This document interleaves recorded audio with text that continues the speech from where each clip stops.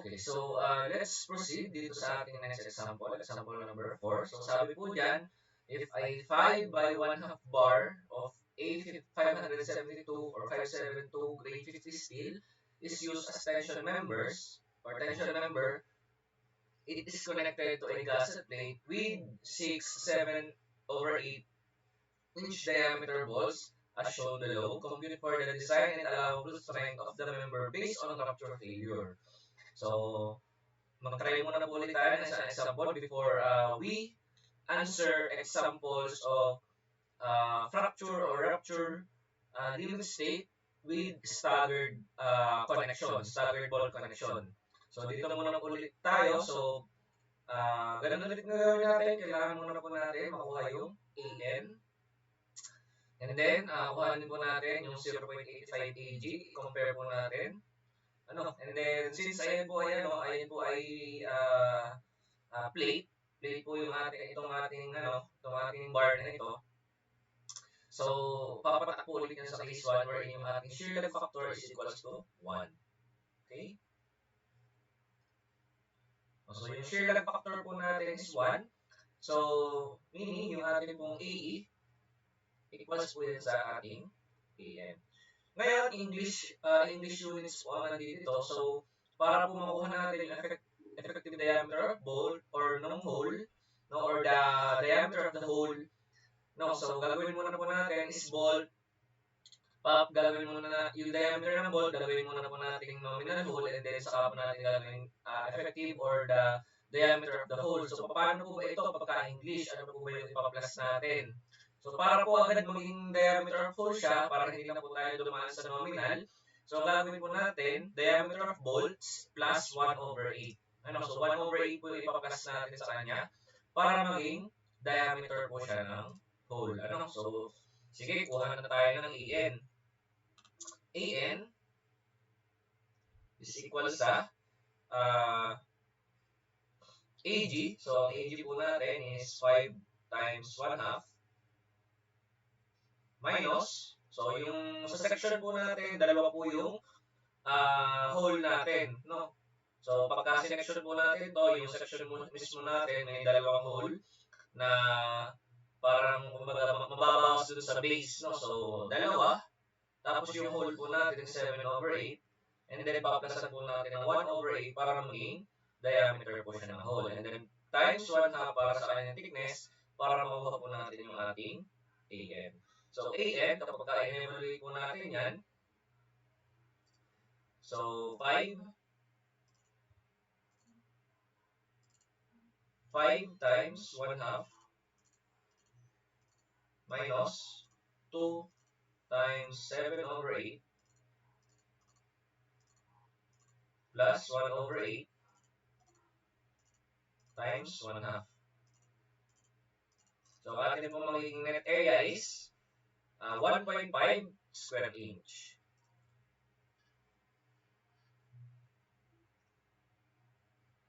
Okay? And then, itry po natin yung 0.85 kg. So, 0.85 times 5 times 1/2. Yan po ay equal sa, so, 0.85 times 5 times 1/2.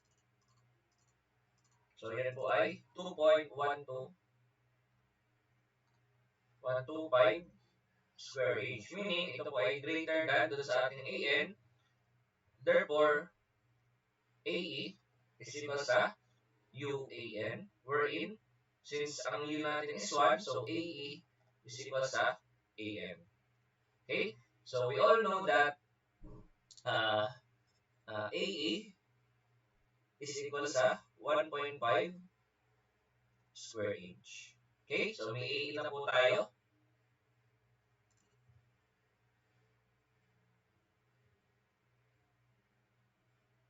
Okay? So, yung FY po natin is 50 KSI. And then, tandaan nyo po, yung atin pong FU dyan is 65 KSI. Okay? And then, kapag ka naman grade 36,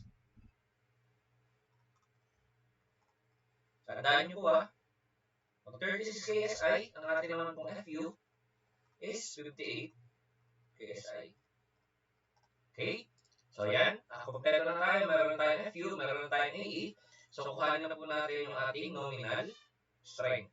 So nominal strength is equals to FU AE.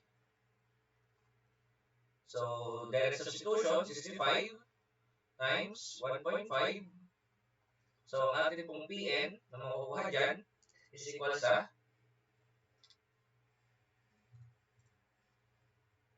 65 times 1.5. So ang ating pong nominal strength is 97.5. Okay? And then, para po makuha natin yung ating allowable strength. Okay, so para po makuha natin yung ating allowable strength, so ano po design and allowable pala. Okay, so design and allowable strength, no? So, we all know that PU is equal sa phi PN. Okay, so ang phi po natin dyan is 0.75. So, 0.75 times 97.5. And yung ating pong ultimate strength or ultimate design P is equal sa, so, evaluate po natin, 0.75 times 97.5.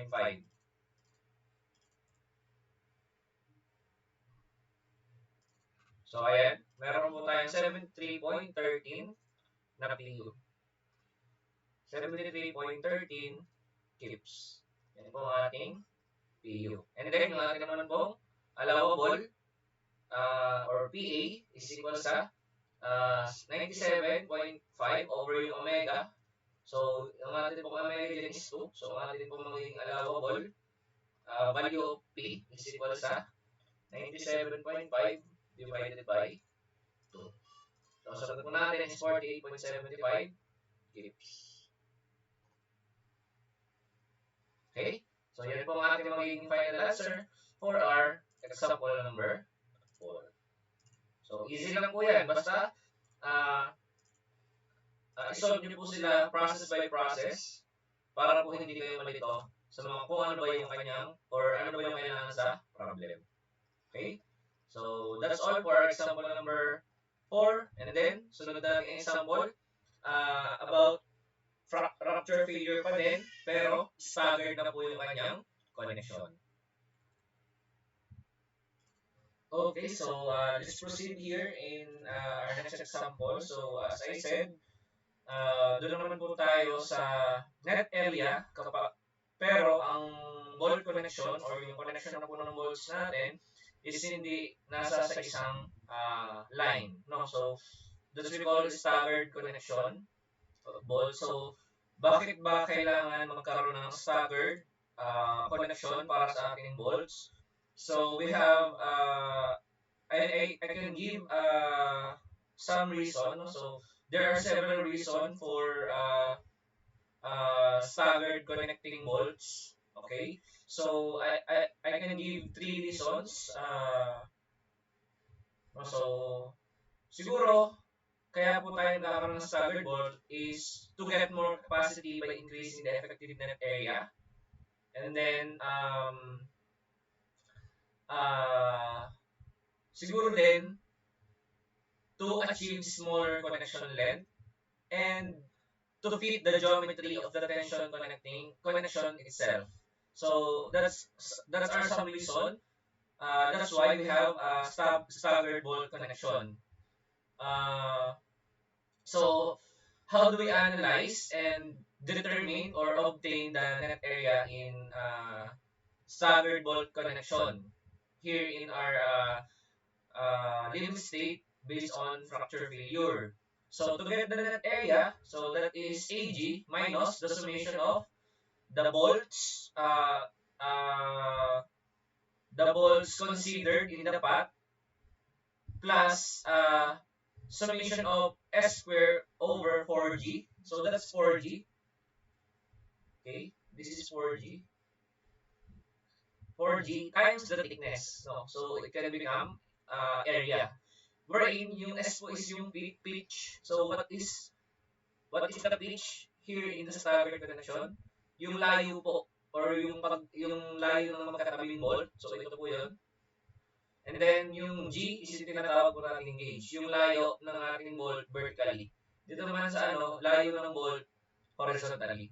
So to have more understanding about how to obtain the net area in staggered connection for tension members. So let's solve this example number 5 of mine.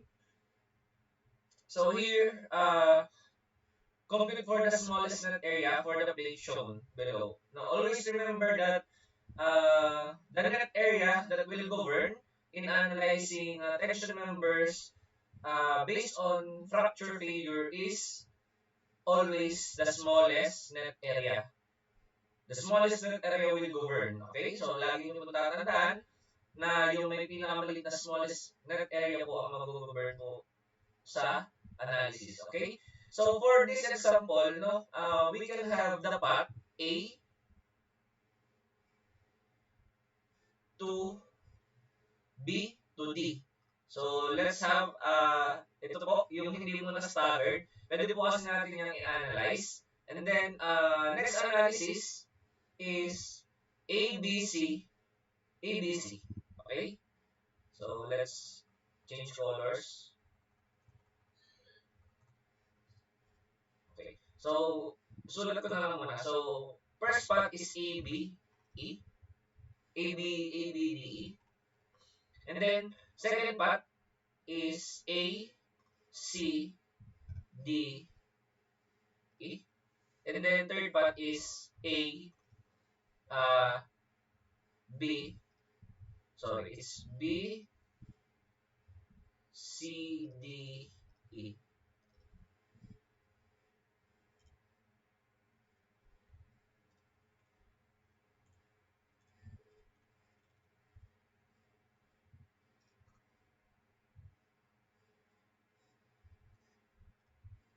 Let's change this.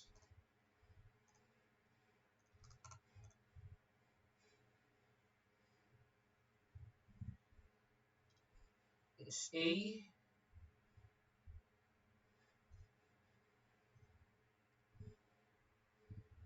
B, C, D, E, and then it's A, B, and C. So we have three paths, no? Sir, bakit po hindi natin consider yung path I, J, and so on? So, it's identical, okay? It is identical, so, hindi na po natin i-consider yung nandito sa pakaliwa pa. No? So, identical naman po kasi yung kanyang pagkaka-distribute. Okay? And then, the far we go sa our page, okay, the greater uh, the net area that we will obtain. Okay? Always remember that we are aiming for the smallest net area. Okay? So, the far we go, here in our page, the greater the net area to get. Okay, so bakit ba lumalaki? Kasi makikita nyo, yung atin pong pitch is naka-square. No? So kapag ka pinalayo pa po natin ang pinalayo yung pitch natin, so lalaki po na lalaki yung ating net area. Okay? So ang gagawin ko po, ito na lang po, ABDE, ABCDE, and then ABC. Okay? So ito po yung mga linya yun. And then, let's change color. We can change color.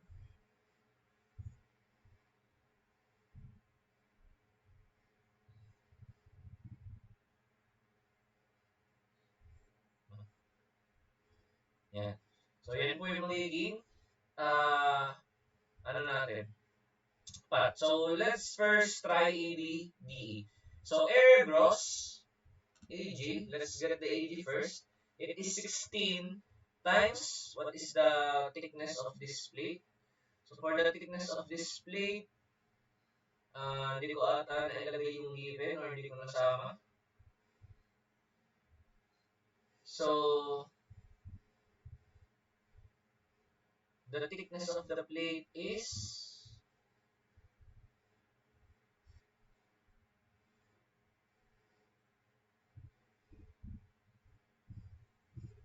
what is the thickness of this plate? 0.75 inch. Okay? 0.75 inch. Okay? And then the diameter of the bolt is 1 inch. Okay? So, I'm sorry, hindi ko po na-assumption sa given.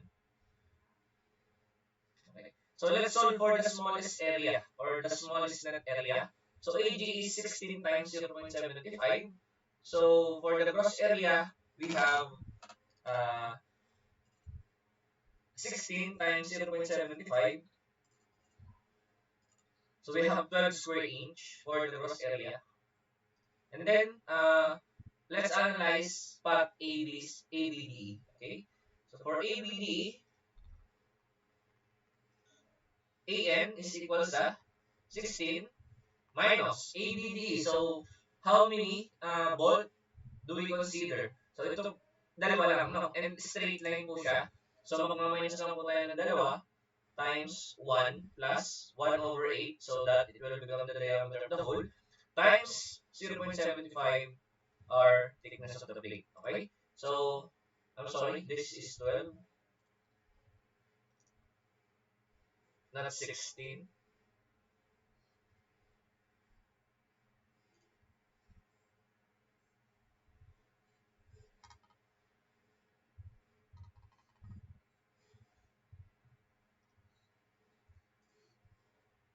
Okay, 12.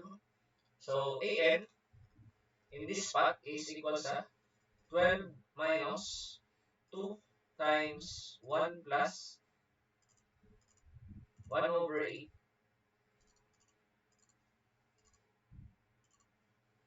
times 0.75. Okay, so our net area here is 10.3125 or 10.31 square inch. And then next, let's analyze the path ABCD.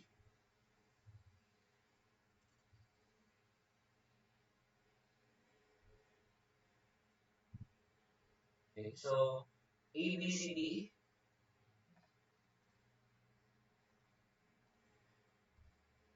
Okay, so makikita niyo po yan. Yun po yung ating red line. ABCD. Okay? So gagawin po natin dyan, AN equals 12 minus 3. So tatlo na po yung mamaminus natin kasi tatlo yung dinaan ng bolt dito sa ating diameter dito sa ating path times 1 plus 1 over 8 times 0.75 plus, okay. So una, nagkaroon tayo ng first staggered. So magpa-plus po tayo ng 3 square over 4 times G. Ang G po natin dyan is 5 inches. Okay? Ngayon, yung staggered ulit from C to D na diameter na bolt is ganito din. So, ita-times ko na lang po ito. Times 2. And then times the thickness 0.75. Okay? So, our net area there is 12. Okay, so let's evaluate. 12 minus 3 times 1 plus 1 over 8 times 0.75 plus 3 square times 2 over 4 times 5 times 0.75. Okay, so that is our equation. So, sagot natin AN is 10.14 square inches. 10.14 square inches. And then, for our last path, ABC. So, ang gagawin lang po natin, AN is equals to 12 minus 2 times 1 plus of 1 over 8. So, dalawa lang ulit yung bolt natin na dadaanan, kaya po yan. Times 0.75 plus 3 square over 4 times 5 times, wala na po ito times 2, so times 0.75 na lang po ito. Ano? So, AN is equals to, so 12, gagawin na lang po natin itong 2 Then, ito, tatanggalan na natin ng times 2. Okay? So, AN for path ABC is 10.65 square inch. Okay? So, yung ating pong nag-govern is yung ating path ABCDE. So, our final answer for this question, the net area is 10.14 square inches. Okay? So, that would be our final answer for example number 5. Okay? So, I hope that you understand this example for our second limit state, the rupture failure. Okay? So, watch part 4 for the last limit state, which is the block shear limit state. Okay? So, thank you and God bless.